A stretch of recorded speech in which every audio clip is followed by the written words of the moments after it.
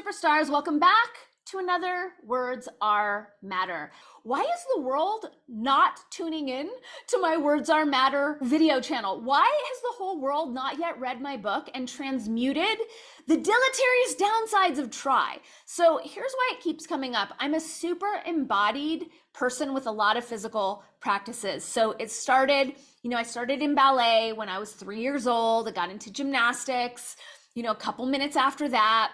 From gymnastics, I became a dancer. Then I went into yoga.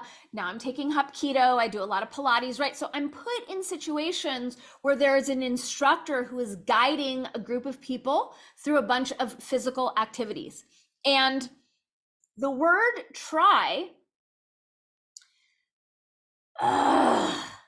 when I hear any of my teachers say the word try, it is giving me permission to basically slough off, to be lazy, to not execute whatever it is they're instructing me to try to execute. So I just heard this in a Pilates class I did where the instructor was like, try to rotate your shoulder outwards to get, deeper into the muscle. And she said, try to rotate your shoulder outwards. So immediately that programs me to think, oh, I'm not going to be able to do it. Oh, I really don't have to do it. Oh, it's an optional suggestion. It's not really the way I need to do the exercise.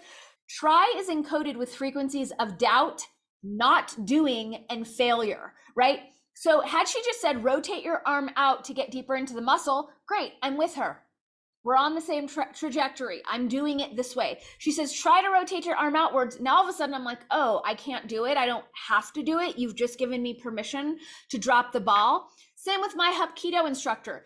Try to initiate the kick from the glute instead of the quad. So try to means I don't really have to, or you don't think that I'm strong enough or coordinated enough to really pull it off.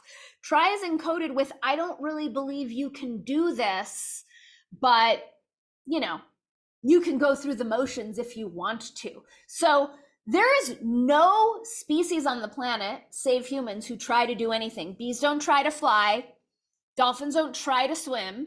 They fly, they swim. They fall, they jump out of the ocean. Like there's this try thing is a human abstraction that only functions to keep us in the not doing place, especially when it comes to challenging physical activities. Like it is way more generous for an instructor to say, okay, so next time initiate the kick from the glute instead of the quad. When my instructor says that, he is gifting me with his confidence that I can pull it off. Now that gift of his confidence is going to function as fuel, literal physical fuel that is going to allow me to get a deeper connection to my glute and thus successfully initiate the kick from the glute, right? So it's a way that, if you are any sort of physical practice instructor, notice that the gift of your confidence in the student's ability to do something is such a generous offering. And it is way more supportive to give your students that gift. Let them fail. That's fine. Just because you give them the gift of your confidence, it might take them a few tries, a few weeks, a few months, a few years to ultimately execute, but they're going to be bolstered and supported by that confidence you're gifting them. When you give them try, you are giving them your doubt. You are telling them, I don't really believe you can do this, but hey, whatever, I'm being paid to teach you, so let's pretend like I care. Let's pretend that I think you can do it, right? It's a cop-out. It's a cop-out instruction that actually takes energy away from the student and away from the activity in question, right? So especially when we're trying something difficult, like I'm thinking of in Hapkido, we have these, I'm going to mangle the pronunciation, ontadis.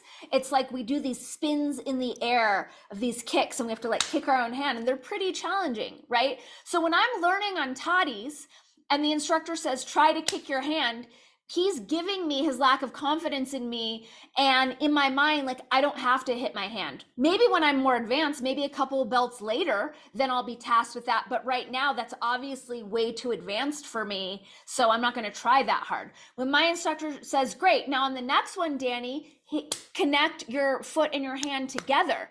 Make sure that they connect. He's gifting me his confidence that I can pull it off.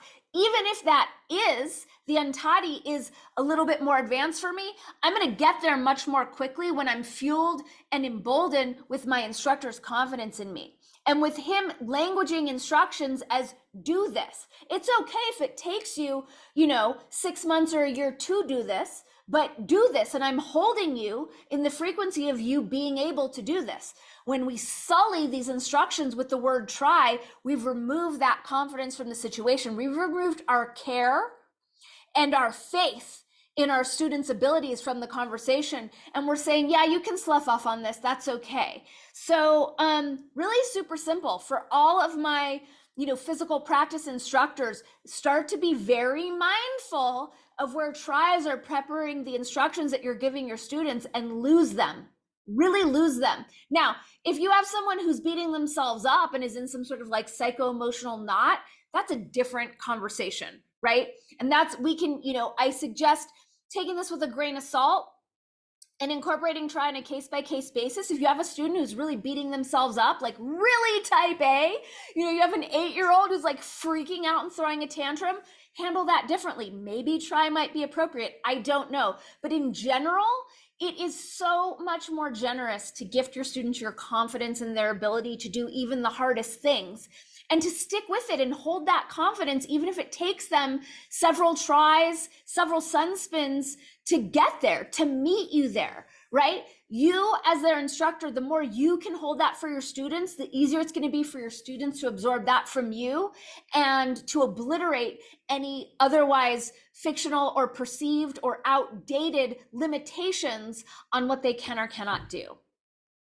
That does it for today's quantum languaging lesson. Thanks for paying attention. Thanks for remembering that every word matters, that you are omniscopic amazingness. Have a rockin' day. Mwah.